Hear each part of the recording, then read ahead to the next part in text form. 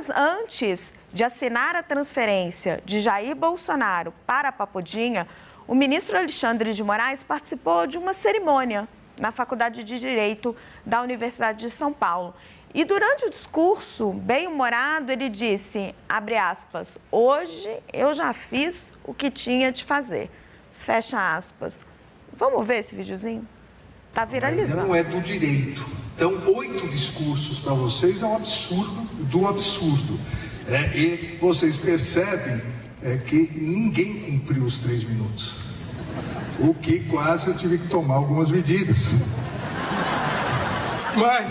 Mas eu me contive hoje, né? Acho que hoje eu já fiz o que eu tinha que fazer.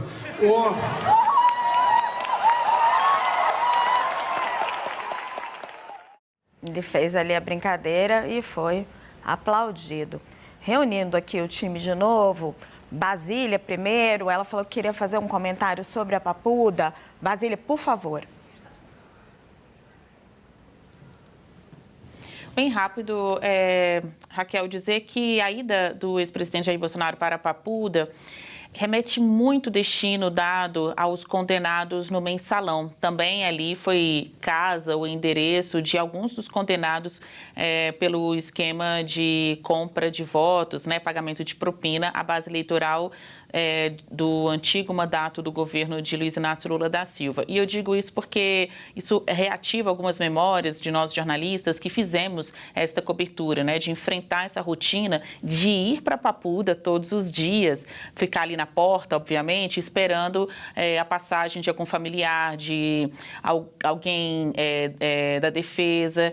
Então, hoje, passados tantos anos, né, o julgamento do mensalão foi em 2012, passado tantos anos desde este julgamento, que foi muito rumoroso na época também, hoje a gente pode dizer com certeza que a ida de Bolsonaro para a Papuda amplia o isolamento do ex-presidente quanto aos olhares da mídia e até de alguns dos seus apoiadores. É muito mais fácil ir para a superintendência da PF aqui na região central de Brasília, na Asa Sul, do que ir até a Papuda. Para você ter uma ideia, enquanto a gente pode chegar na PF em Brasília em 5 minutos, na Papuda a gente leva meia hora para chegar. Fica na região administrativa do Jardim Botânico, perto da cidade de São Sebastião. Tem uma área muito mais isolada, distante da região central de Brasília, passa ao largo de uma rodovia da capital federal. Então, enquanto deputados, senadores, não estou dizendo que não irão visitá-lo, mas enquanto é muito mais fácil para essas pessoas que têm uma rotina intensa de trabalho, seja nas redações, né, fazendo coberturas, sejam políticos indo para o Congresso Nacional, tendo que pegar avião e ir para casa, era muito mais fácil fazer aquele burburinho ali na frente da superintendência da PF do que agora lá na frente da Papuda. Os únicos dias em que ficavam cheios ali as dependências da Papuda em frente ao presídio era dia de visita das mulheres, mães e filhas dos presos da Papuda. Nesses dias, a gente via uma fila imensa de pessoas que têm uma vida muito diferente dessas que estão no poder, né? Que elas realmente têm aquilo ali como uma rotina de visitar os seus parentes acusados e condenados por outros crimes que não tentativa de golpe no país. Exatamente, Basília, muito bem lembrado. Ranier, queria chamar você a olhar para o vídeo do ministro Alexandre de Moraes. Ele falou ali na decisão de transferência, o quanto a família reclamava das instalações. A gente sabe que havia uma reclamação genuína da família, uma preocupação genuína e também um discurso político, né? Principalmente ali dos aliados, um discurso de vitimização do Bolsonaro. Ali o Alexandre de Moraes, ele é muito discreto, né? Ele é muito elegante, mas ele deu uma deixa que, obviamente, ele estava ali falando para um público universitário, um público majoritariamente de esquerda, foi muito aplaudido, viralizou. Também tem um discurso político do outro lado, né? Não, certamente, Raquel. O ministro Alexandre de Moraes ele tem conduzido todo esse processo com várias críticas, justamente nesse sentido de politizar alguma das suas decisões, de carregar nas tintas, entre aspas, ali, nesse tipo de decisão e também manifestações. Esse tipo de manifestação ele se sentiu ali à vontade, ali descontraído. Esse vídeo está viralizando, está sendo usado aí pelos políticos de direita e alguns de esquerda também para elogiar, mas basicamente os políticos de direita criticando o ministro, dizendo que ele está querendo humilhar o ex-presidente, que está tripudiando, etc, etc.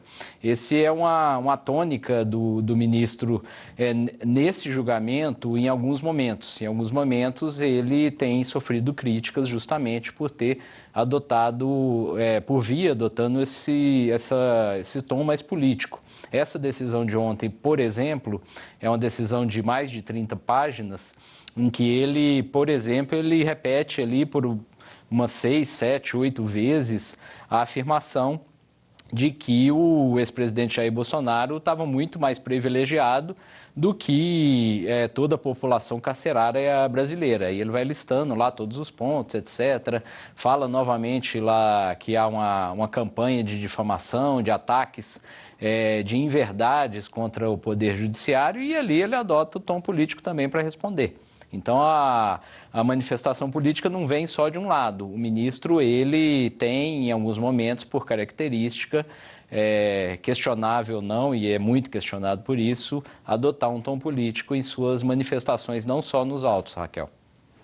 César, para a gente amarrar esse assunto, eu queria que você falasse um pouco para nós do quais as perspectivas que você vê de desenvolvimento dessa história. Se você acha, com as suas operações no Supremo Tribunal Federal, que tem perspectiva de uma prisão domiciliar, como os aliados do presidente que tiveram contato com os ministros do Supremo acreditam, ou se não, você acha que isso está muito difícil?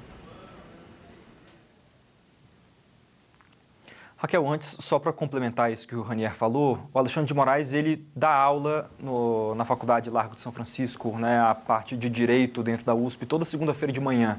Inclusive, para nós setoristas, é meio de Supremo, é sempre meio desesperador, porque quando chega ali segunda-feira, no início da tarde, começa a vir um tantão de despacho e decisão do ministro Alexandre de Moraes, porque é o momento que ele sai da universidade e vai ver ali o que chegou da sua assessoria, e ele envia vários despachos, decisões, e a gente precisa ficar correndo atrás para saber do que se tratam essas últimas movimentações nos processos.